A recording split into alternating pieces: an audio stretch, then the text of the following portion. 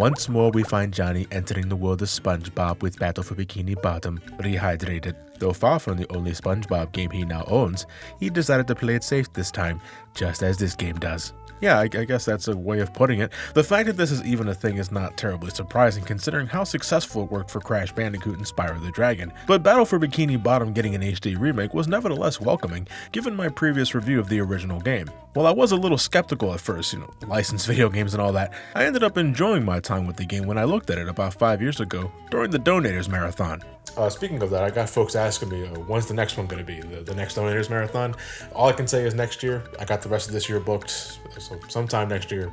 I can't say when, but thank you for waiting. But yeah, Battle for Bikini Bottom was a relatively standard 3D collectathon, not too different from what you might have seen in Super Mario or Rare games around this time. You're SpongeBob, you're trying to stop evil robots from taking over Bikini Bottom, you collected gold spatulas, which are like power stars or jigsaw pieces, and you teamed up with your friends Patrick and Sandy to complete a bunch of challenges thrown on your way. Like I said, standard, yet completely functional. I really liked how you could warp to different areas of the level you already completed as a means to cut the backtracking down. I didn't find much wrong with the game bearing a few technical issues like the game having knockback for some godforsaken reason, and the fact that Kelp Forest was darker than Rock Bottom. The visual references to past episodes was also great for a laugh. Again, thought the game was fine, but I also didn't find it terribly exciting. It's a game I played a million times before, only it was with SpongeBob. So when Rehydrated was dropped, I figured, okay, I don't mind spending some time on this, could end up being the best version of the game. Purple Lamp Studios is responsible for this remake, who beforehand made, The Guild 3 and Misfits. It's a very odd resume there, a trade in life simulation and a sandbox action game. Give them SpongeBob next, but go easy on them, said THQ Nordic before likely holding another AMA on 8chan.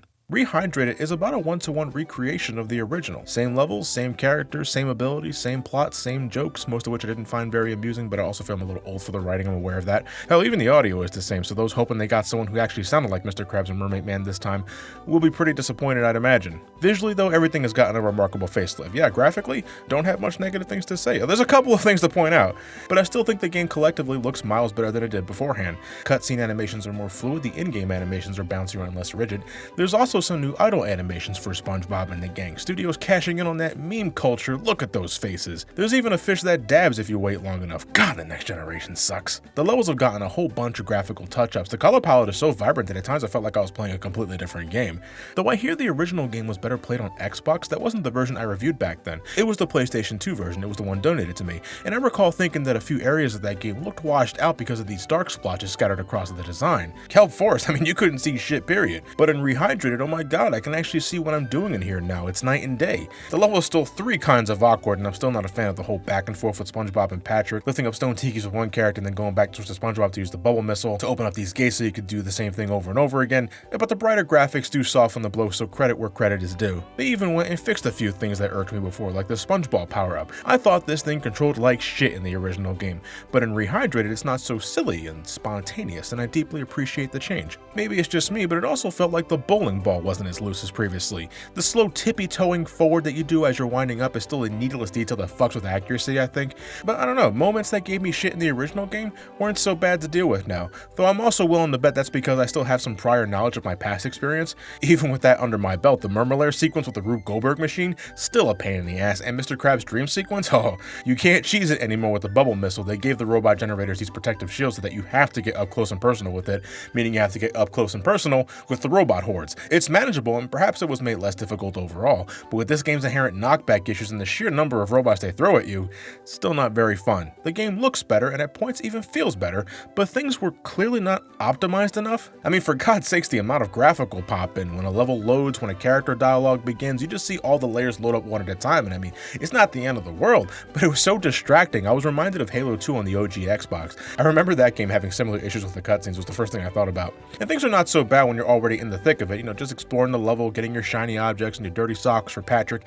Everything is still clear and distinct once it finally loads, but even so, there are still a few graphical quirks that linger throughout, like the goo and Goo Lagoon having these random flickering spouts on occasion that sort of hurt my eyes at points. It was even worse than the Flying Dutchman level because it was way more pronounced. In the Sand Mountain level, there was this constant, what I can only describe as kryptonite fog permeating throughout the stage that made things a little hard to see.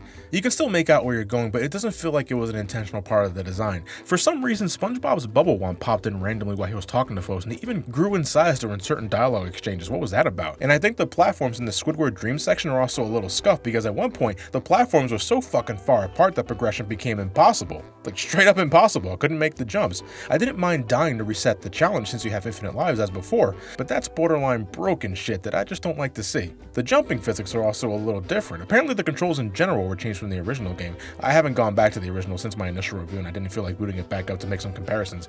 But for what it's worth, I thought the controls were fine as is, so even if you did play the original a whole lot, I don't think it takes that much effort to get accustomed to them. Movement was comfortable, no input delays on attacks, things were responsive. But occasionally, and you see this as soon as the first stage, you might find your jumps suddenly gimped by angled terrain. The seesaw close to the end of Jellyfish Fields will likely be your first instance of this.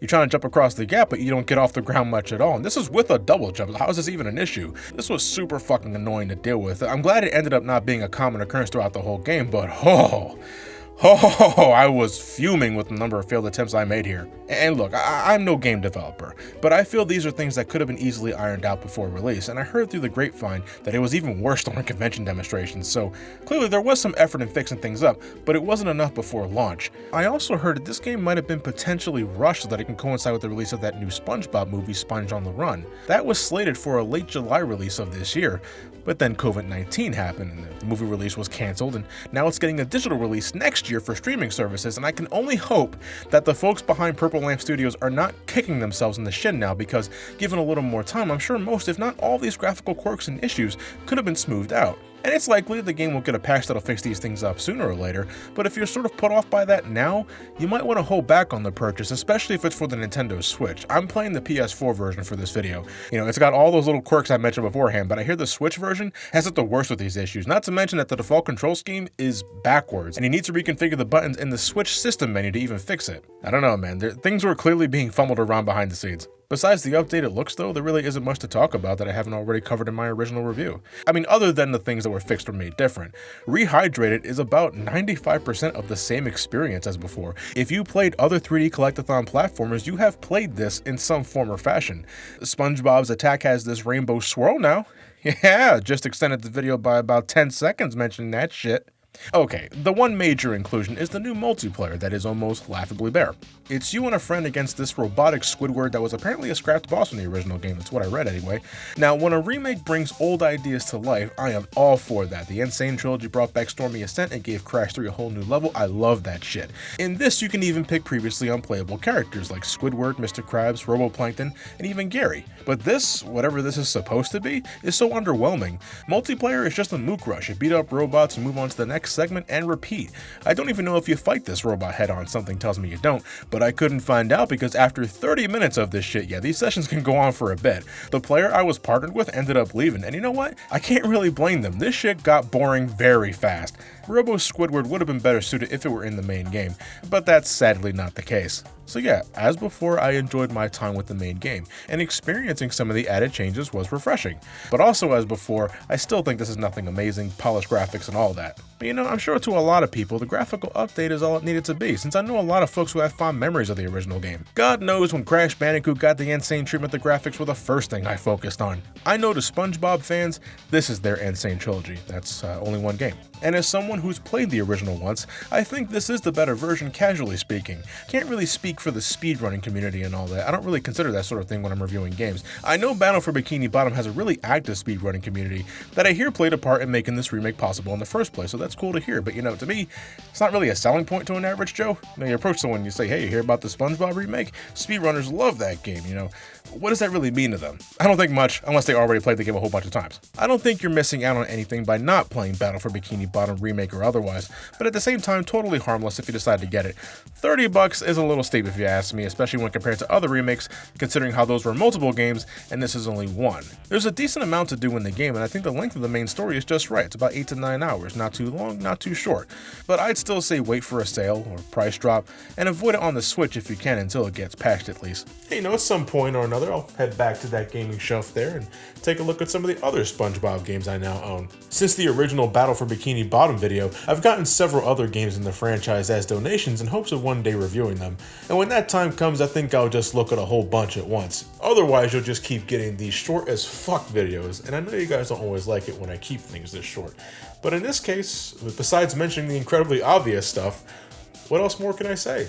Now maybe Ant Dude can fill the gap. I think he's looking at the game soon as well, so give his channel a look if you haven't already. We already coincidentally released Sonic and the Black Knight videos around the same time, so what's one more? As for me, well, I just recently got a review code for Bloodstained Curse of the Moon 2 for the Nintendo Switch, and I'm drooling just thinking about heading into the game, so I'm not going to delay things any further. That's what I'm looking at next time. As always, thank you all for watching. Stay safe, wash your hands, wear a mask if you decide to go outside.